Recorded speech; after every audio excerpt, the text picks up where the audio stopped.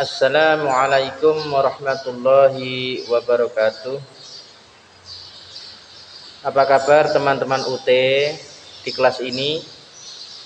Alhamdulillah, hari ini kita bertemu lagi ya di sesi kelima ini dalam pokok bahasan agama sebagai moral dan akhlak mulia.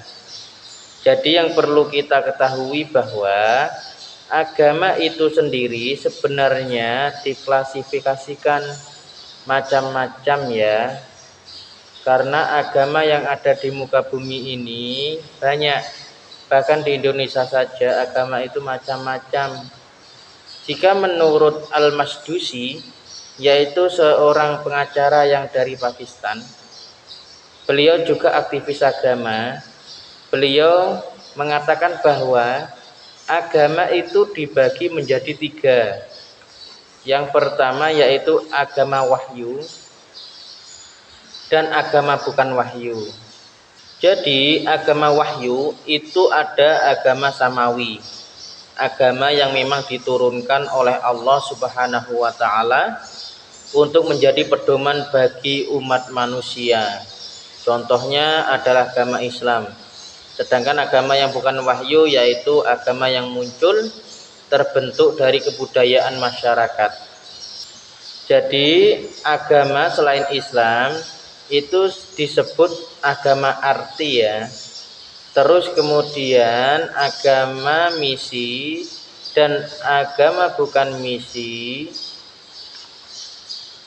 Jadi agama misi itu adalah agama yang menuntut penganutnya itu untuk menyebarkan kepada orang lain, kepada umat manusia yang lain gitu ya. Sedangkan agama yang bukan misi, dia hanya mempelajari agama itu untuk dirinya sendiri, hanya untuk kepentingan dirinya sendiri. Yang ketiga yaitu agama kesukuan dan agama universal. Agama kesukuan atau agama geografis itu terbentuk hampir mirip dengan agama arti tadi. Jadi memang itu adalah agama yang memang berasal dari kebudayaan. Misalnya suku tertentu dalam suatu wilayah tertentu, dia membuat sebuah aliran kepercayaan yang kemudian disahkan menjadi agama bagi mereka. Nah, seperti itu. Itu namanya agama kesukuan atau geografis. Kemudian, kalau agama universal, salah satu contohnya menurut Al-Masdusi adalah Islam. Jadi Islam itu memang rahmatan lil alamin.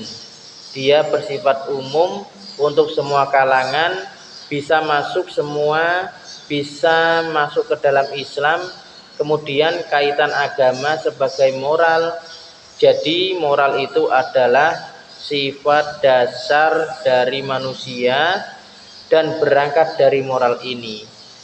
Jadi agama itu bisa menjadi fondasi manusia untuk mempunyai moral yang baik. Jadi ada ide-ide untuk melakukan sesuatu, ketika dilandasi oleh agama, maka yang tercipta adalah moral yang baik. Nah, implikasi dari moral tersebut teraplikasikan menjadi akhlak. Jadi ketika seseorang sudah memahami akan agama kemudian moral atau ide-ide karakter itu muncul secara baik berdasarkan agama yang dianutnya. Kemudian muncullah akhlak mulia. Jadi agama sebagai akhlak itu mutlak. Diperlukan jadi akhlak kepada siapa? Yang pertama akhlak kepada Allah. Yang kedua akhlak kepada diri sendiri. Ada akhlak kepada orang tua dan akhlak kepada orang lain, termasuk untuk alam sekitar. Jadi kepada alam pun kita harus punya akhlak. Selebihnya bisa dipelajari di dalam modul ya, bisa dipahami secara mendalam. Kita juga ada di ruang diskusi. Apabila tidak paham bisa ditanyakan, bisa melalui chat atau langsung di kolom jawaban atau komentar.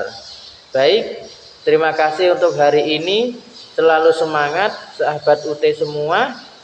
Terima kasih atas waktunya. Bapak akhiri. Wassalamualaikum warahmatullahi wabarakatuh.